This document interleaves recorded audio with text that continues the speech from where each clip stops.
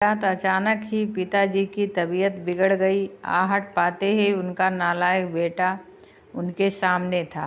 माँ ड्राइवर बुलाने की बात कर रही थी, पर उसने सोचा अब इतनी रात को इतना जल्दी ड्राइवर कहाँ आ पाएगा। यह कहते हुए उसने सहज जिद और अपने मजबूत कंधों के सहारे बाबूजी को कार में बिठाया और तेजी से हॉस्पिटल की ओर भागा।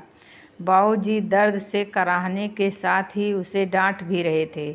धीरे चला नालायक, एक काम जो इससे ठीक से हो जाए। नालायक बोला, आप ज़्यादा बातें ना करें बाबूजी, बस तेज़ सांसें लेते रहिए, हम हॉस्पिटल पहुंचने वाले हैं। अस्पताल पहुंचकर उन्हें डॉक्टरों की निगरानी में सौंप वो बाहर चहलकदमी करने लगा। बचपन से आज तक अपने लिए वो नालायक ही सुनते आया था। उसने भी कहीं न कहीं अपने मन में यह स्वीकार कर लिया था कि उनका नाम ही शायद नालायक ही है। तभी तो स्कूल के समय से ही घर के लगभग सब लोग कहते थे कि नालायक फिर से फेल हो गया। उसको अपने यहाँ कोई चपरासी भी ना रखे। कोई बेवकूफ़ ही इस नालायक को अपनी बेटी देगा।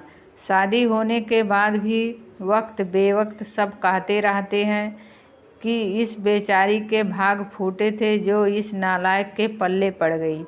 हाँ, बस एक माँ ही है जिसने उसके असल नाम को अब तक जीवित रखा है। पर आज अगर उसके बाबूजी को कुछ हो गया तो शायद वह भी इस ख्याल के आते ही उसकी आंखें छलक गई और वो उनके लिए हॉस्पिटल में बने एक मंदिर में प्रार्थना में डूब गया। प्रार्थना में शक्ति थी या समस्या मामूली। डॉक्टरों ने सुबह सुबह ही बाबूजी को घर जाने की अनुमति दे दी। घर लौटकर उनके कमरे में छोड़ते हुए बाबूजी एक बार फिर चीखे, छोड़ नालायक, तुझे तो लगा होगा कि बूढ़ा अब लौटेगा ही नहीं। उदास हो उस कमरे से निकला तो माँ से अब रहा नहीं गया। इतना सब तो करता है, बावजूद इसके आपके लिए वो नालायक ही है। विवेक और विशाल दोनों अभी तक सोए हुए हैं। उन्हें तो अंदाज़ा तक नहीं है कि रात को क्या हुआ होगा। बहुओं ने भी शायद उन्हें बताना उचित नहीं समझा होगा। यह बिना आवाज़ दिए आ गया और किसी को भी परेशान नहीं किया। भगवान न करे कल कुछ अनहोनी हो जाती तो, और आप हैं कि उसे शर्मिंदा करने और डांटने का एक भी मौका नहीं छोड़ते। कहते कहते माँ रोने लगी थी। इस बार बाबूजी ने आश्चर्य भरी नज़रों से उनकी ओर देखा और फिर नज़रें नीची कर ली। माँ रोते रोते बोल रही थी, अरे क्या कमी है हमारे बेटे में।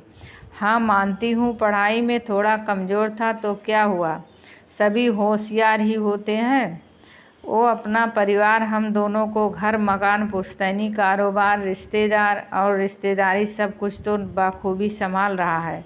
जबकि बाकी दोनों जिन्हें आप लायक समझते हैं वो बेटे सिर्फ अपने बीवी और बच्चों के अलावा ज़्यादा से ज़्यादा अपने ससुराल का ध्यान रखते हैं।